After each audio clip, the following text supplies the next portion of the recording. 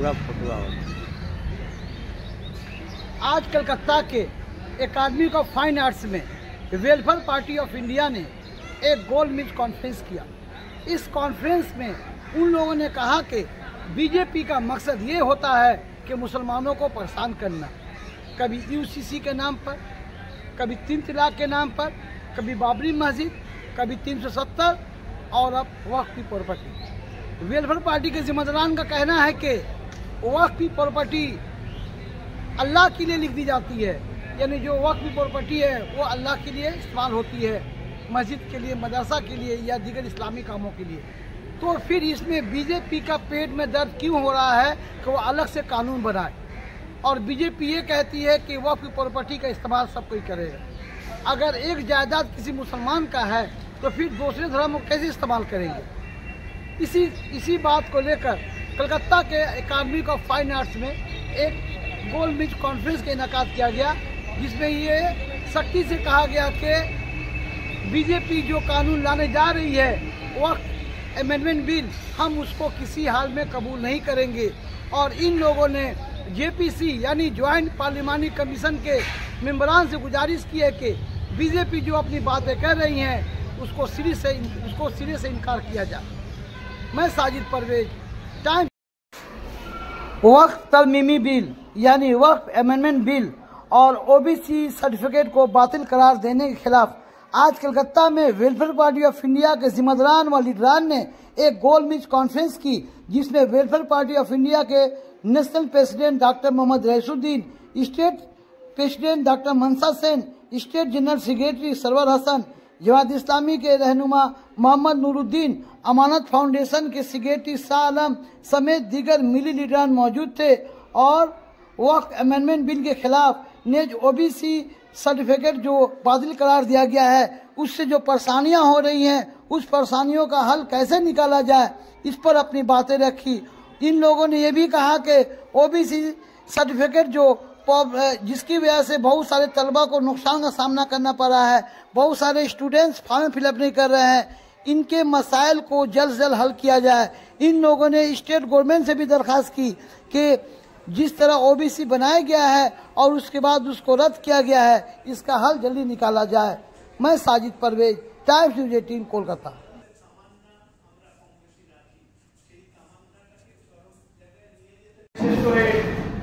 OBC সংক্রান্ত যে সমস্যা তৈরি হয়েছে, সংকট তৈরি হয়েছে, এখানে হাইকোর্ট পশ্চিমবঙ্গ সরকারের ওবিসি তালিকাভুক্ত বিশেষ করে মাইনরিটি যারা, তারা যে ওবিসি সেটাকে রিজেক্ট করে দিয়েছে, যেটা নিয়ে এখন সুপ্রিম কোর্টে মামলা চলছে। আমরা চাই এ বিষয়ে সুবিচার প্রদান করা হোক এবং যারা ওবিসি সার্টিফিকেট প্রাপ্ত হয়েছেন তাদের যে সুযোগটা পেয়েছে সেটা বহাল রাখা হোক এবং ওবিসি বিশেষ করে সার্চার কমিটির রিপোর্ট অনুযায়ী পশ্চিমবঙ্গের মাইনরিটি মুসলিমরা সবচেয়ে যেহেতু ব্যাকওয়ার্ড, তো তাদের সেই ব্যাকওয়ার্ড ক্লাসটাকে বজায় রাখার জন্য যে ধরনের আইনি প্রচেষ্টা থাকা দরকার, যে ধরনের সিস্টেমেটিক ভাবে কাজ হওয়া দরকার, যদি সিস্টেমের কোনো কাজে ভুল হয়ে থাকে তাহলে সেটা সংশোধন হয়ে যাওয়া দরকার। রাজ্য সরকার যাতে এ ব্যাপারে সঠিক পদক্ষেপ গ্রহণ করেন, আইনানুগ এবং প্রশাসনিক একজন কনভেনারও মানে কোঅর্ডিনেট করার জন্য মাফিকুল ইসলামকে সভাপতি নুরুদ্দিন সাহেব এবং কনভেনার মাফিকুল ইসলাম, যাকে বিভিন্ন যারা উদ্যোগ নিচ্ছেন এই বিষয়ে তাদের সবাইকে কোঅর্ডিনেট করার জন্য এবং সেই সঙ্গে আমাদের এই ফোরামের পক্ষ থেকে যতগুলো গণসংগঠন আছে তাদের সঙ্গে একটা ম্যারাথন বৈঠকের মতো আমি মনে করি যে এই কদিনের মধ্যে জামাত ইসলামী, জমিয়ত উলামা, হিজবুল্লাহ এবং এই সমস্ত অর্গানাইজেশনগুলো, জমিয়ত আল হাদিস ইত্যাদি এইসব গণসংগঠনগুলোর নেতাদের সঙ্গে, মাফিক সাহেবের সঙ্গেও মেদিনীপুরে তার যথেষ্ট প্রভাব আছে तो इधर सवार संगे हमारे राइट से इन लोगों को मालूम करने के लिए जो कोशिश सेंट्रल गवर्नमेंट की तरफ से किया जा रहा है, तो इसको प्रोटेक्ट करना और इसके बाद प्रोटेक्शन के लिए जितना कोशिश हो वो कानूनी चाराजोई हो या पब्लिक मीटिंग हो, पब्लिक को अवेयर करना हो,